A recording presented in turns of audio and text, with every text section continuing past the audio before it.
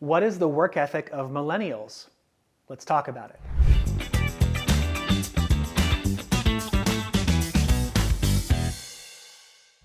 By the end of this video, you're going to be ready to inspire your millennial team members to bring their best to your business every single day, or you'll be ready to help them move on to their next best opportunity. We'll talk about if millennial work ethic is good, bad, or mid, and we'll take a look at the real-world factors that are shaping how that work ethic gets expressed. And I'll give some tips about how to best respond when you're getting what you need from your millennial team members and when you're not.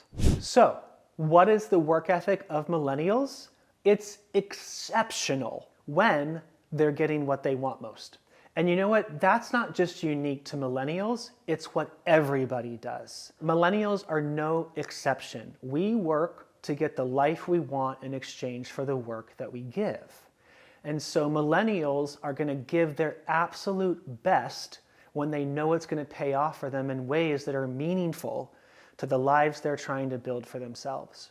And just like any generation, the things that make it difficult for millennials to achieve those desired lives are specific to their generation. And so understanding those factors is a critical starting point in really being able to shape and benefit from millennials' work ethic. But I do want to say this, the vast majority of millennial professionals I know are some of the hardest working, most brilliant, devoted, and effective professionals I've ever met. They have so much to give. It's just that because of the environment they entered the workforce in, they have a deep focus on whether they are going to be able to get what they need quickly enough to build the life that they want. Let's talk about that environment they came into the workforce in.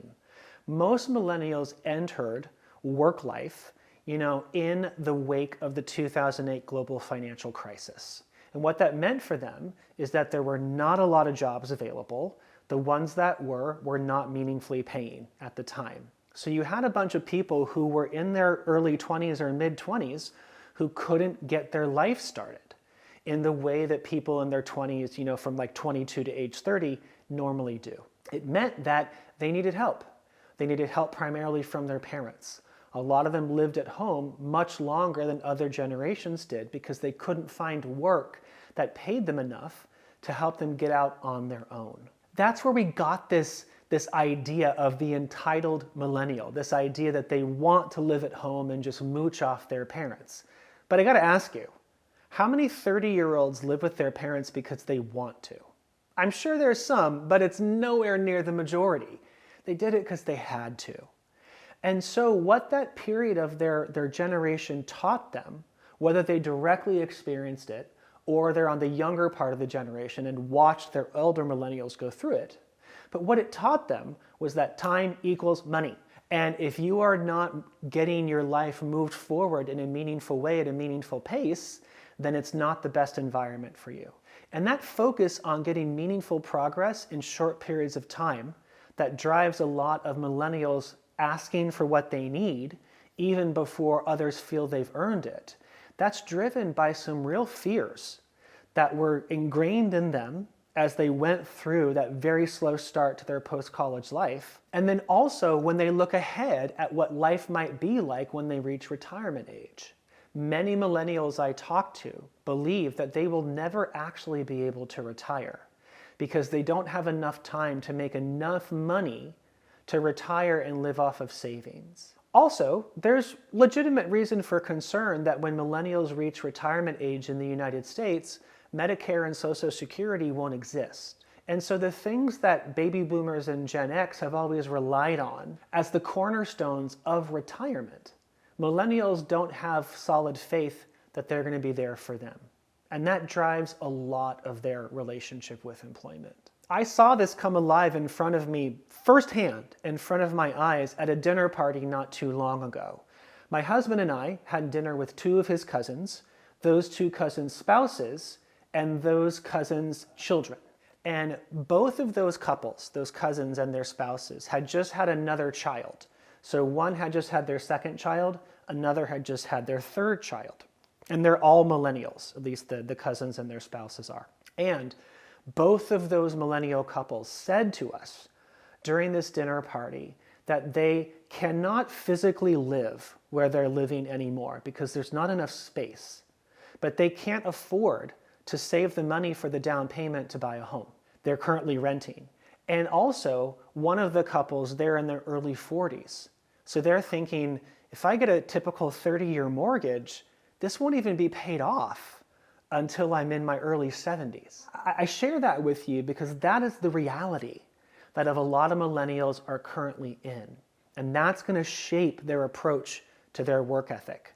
If they believe that being devoted is actually going to pay off for them in ways that solve their real significant life problems. Now, here's some good news about millennials' work ethic, is that when things are not going the way that they need them to, they're actually more likely to stay and try to work it out within the current system than Gen Zers are.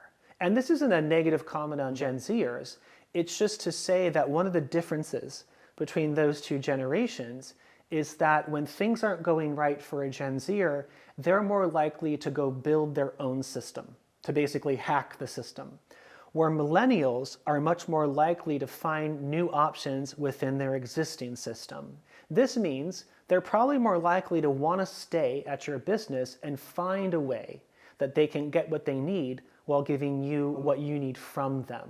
So this idea that millennials just bolt, they just bounce whenever they're not getting what they need is not actually accurate. That's not what we're seeing in millennial behavior over the nearly, now 20 years that they've been in the full-time adult-aged workforce. So, when a millennial is getting a pathway to what they need most, their performance is going to take care of itself.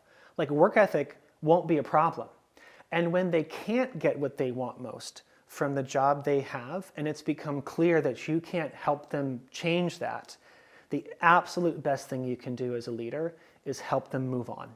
Either help them find a role within your organization that can give them a pathway to the life that they want, or if that role doesn't exist at your company, help them find a new employer. This will shorten the amount of time until they're fully satisfied. It'll also shorten the amount of time that you're getting subpar performance from them between the time they figure out they can't get what they want from the job they have and the time they actually leave to go to a job that can give it to them. So that's what millennials and work ethic is really about. If you want to know more about work and life for millennials, click the link in the description of this video. It's going to take you to my video on how millennials want to work and live. It's just a really valuable, tactical, and insightful discussion that just continues the conversation we've been having here in this video. I'll see you there.